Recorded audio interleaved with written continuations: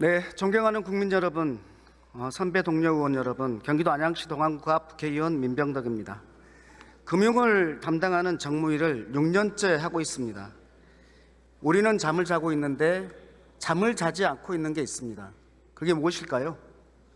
바로 이자입니다. 이자는 잠을 자지 않습니다. 우리 국민 대다수는 은행 대출이 있고 이자에 허덕이고 있습니다. 그래서 금리가 민생인 것입니다. 그 금리는 기준금리 플러스 가상금리 마이너스 우대금리로 결정됩니다. 여기에서 은행이 자율적으로 결정할 수 있는 것이 가상금리입니다. 가상금리 부당한 것을 합리적으로 정리하던 법안에 대해서 반대하시는 분들의 동거는 금리는 시장에서 결정돼야 된다는 것입니다. 동의합니다. 원칙적으로 금리는 시장에서 결정돼야 된다는 것에 대해서 동의합니다. 그러나 은행 앞에만 서면 한없이 작아지는 우리 대출자들 아닙니까? 우리가 협상력이 있습니까? 대등합니까? 그래서 은행이 결정하는 정해주는 금리를 그대로 받아들일 수밖에 없습니다. 은행에 의해서 자행되는 부당한 가상금리를 자율에 맡길 수는 없습니다. 제가 이 법안을 전국민 대출금리 낮추기 법안이라고 부릅니다. 은행이 납부하고 있는 각종 기금 출연료 3조 원의 절반인 1조 5천억을 은행하고 대출자가 나누는 것입니다. 지금은 은행이 기금 출연금의 대부분을 대출자에게 가상금리의 법정이자라는 것에 속에 넣어서 전가하고 있습니다.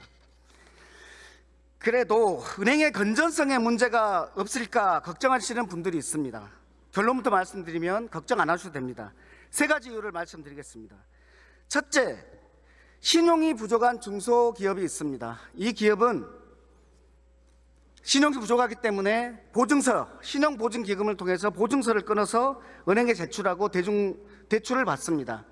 이 중소기업 입장에서는 보증료를 내고 대출 이자를 냅니다.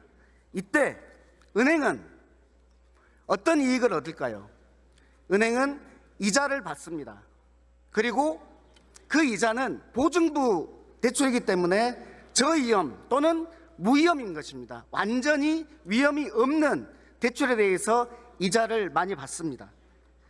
그 대가로 보증기금과 같은 곳에 기금 출연료를 냅니다. 그러면 공평한 것 같죠? 문제는 그 기금 출연료를 중소기업 대출자들에게 모두 전가하고 있다는 것이 문제인 것입니다. 우리은행이 보증부 대출로 벌어들이는 이자가 3조 4천억입니다. 그리고 기금 출연료를 내고 있습니다. 은행 대출의 20%가 이런 보증부 대출입니다. 그리고 이 보증부 대출은 BIS 비율에도 굉장히 유리합니다. 국가가 시중은행에게 기금 대출을 해달라고 사정하는 것이 아니라 오히려 거꾸로 은행이 기금 대출을 하겠다고 나서고 있는 상황이라는 말씀을 드립니다. 두 번째, 은행연합회와 충분한 협의를 거쳤습니다. 애초에 제 법안은 기금 출연료 전부, 교육세까지 모두 포함하는 것이었습니다. 그런데 교육세는 뺐습니다. 그리고 기금 출연료는 절반으로 합의본 겁니다. 더 중요한 것은 가상금리를 다른 곳으로 빼낼 수가 있기 때문에 가상금리 상세한 내용을 공시하라는 의무를 넣습니다. 은행은 이것을 지극히 싫어했습니다. 이것도 뺐습니다. 그리고 지키지 않았을 때 벌칙조항도 뺐습니다. 은행이 자율적으로 결정하게 한 것입니다. 오랜 기간을 거쳐서 은행연합회하고 충분한 논의를 거친 겁니다. 셋째, 22년 국정감사에서 제가 지급준비금과 예금보험료에 대해서 얘기한 바가 있습니다. 지급준비금 뭡니까? 예금자가 몰릴 때 지급을 준비하는 겁니다. 예금자를 위한 겁니다. 그런데 이것이 왜 대출자에게 전가됩니까? 예금보험료, 은행이 파산됐을 때 5천만 원에서 1억으로 옮겨졌죠. 늘어났죠.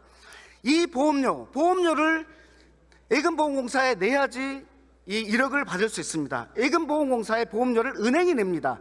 그 보험료를 대출자에게 모두 전가하고 있는 것입니다. 여기에 대해서 제 지적에 대해서 금융당국이 동의하고 23년 1월 1일 은행모범기준을 바뀌어서 이것은 포함되지 않도록 했습니다. 아쉽게 소급은 하지 않았지만 이것을 이미 받아들인 것입니다. 감사원에서 보험료에 대해서 부당하다고 한 가산금리가 얼마인지 아십니까? 4조 6천억입니다. 4조 6천억 원입니다. 보험약관 대출이라는 게 있습니다. 조달 비용이 없는데 왜 보험약관 대출이 은행이자보다 비싸지? 이 문제를 가지고 보험약관 대출에 대해서 알아봤습니다. 그랬더니 생명보험사에서 0.27%, 손보사에서 0.3% 줄였습니다. 우리 국회의원들이 눈을 부릅뜨고 감시를 하면은 은행에서 부당한 것들을 이렇게 줄일 수 있었습니다.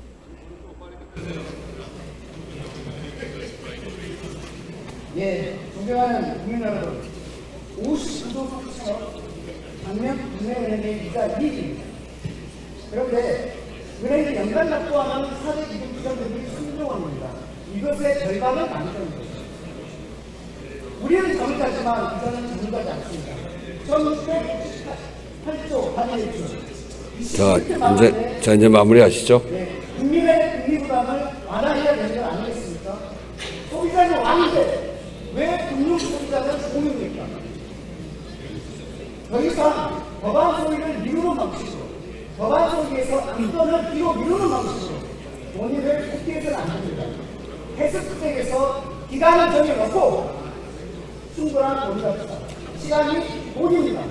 시간이 민생입니다. 감사합니다.